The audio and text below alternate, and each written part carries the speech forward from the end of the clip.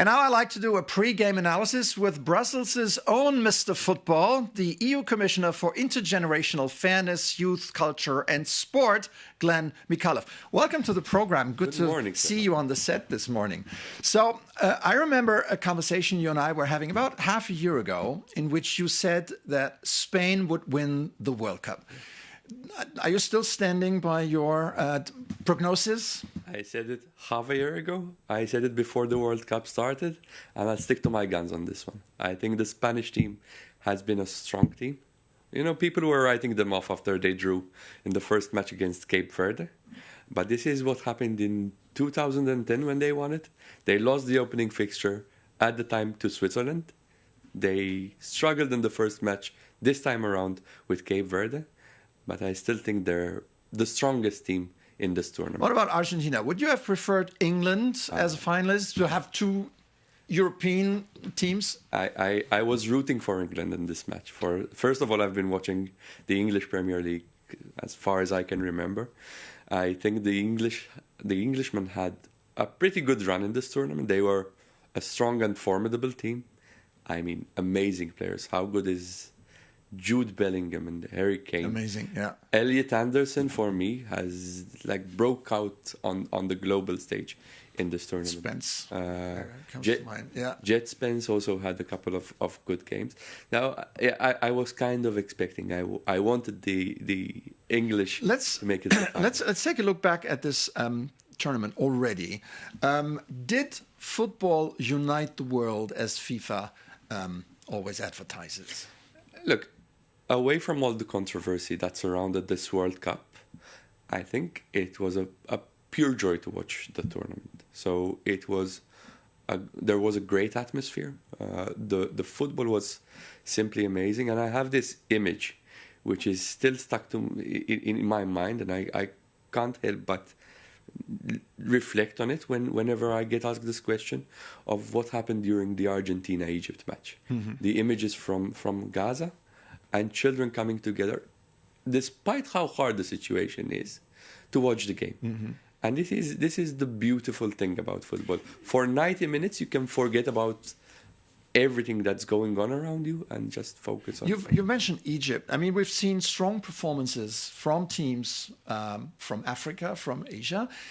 Has football become more competitive globally? Well, we've seen teams, South American teams and African teams, perform really well. The Ivory Coast team has been really good. Morocco has been really good. So I think football has grown in these continents, and now we're seeing much more quality players coming up from these systems. Mm. But the fact remains that the best talent, the best football is still being played in Europe, and that's something which of course makes me very proud. Of I course. mean, if you look at the last 8 teams, 6 of them were European teams, and that tells you something. Right, and even it's not only EU; it's also Switzerland and Europe. I'm saying Europe. Was it a smart idea to give the tournament to 3 host countries? I think people were concerned about this. At the end, I feel it worked out really well. So the changes made to the tournament, the fact that it's grown to 48 teams, people were skeptical about that. I think the format worked. Yeah. The changes to the rules, people were also skeptical about them. With the exception of the hydration breaks, which were quite controversial. Commercial breaks, yeah. You can call them whatever you like.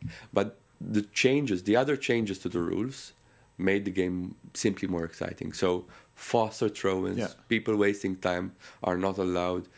You know, it made the game more interesting to watch. So we're going to have 3 hosts again in 4 years, Spain, Portugal, Morocco. And they're also considering having 60 countries participate. Do you support that? Well, instead of 48 right now? Look, with 48, I think it worked quite well. Taking it to 60, well, I'm not sure. I wouldn't write it off immediately. So I think an enlarged tournament made it more exciting, more fans, more opportunities to watch football.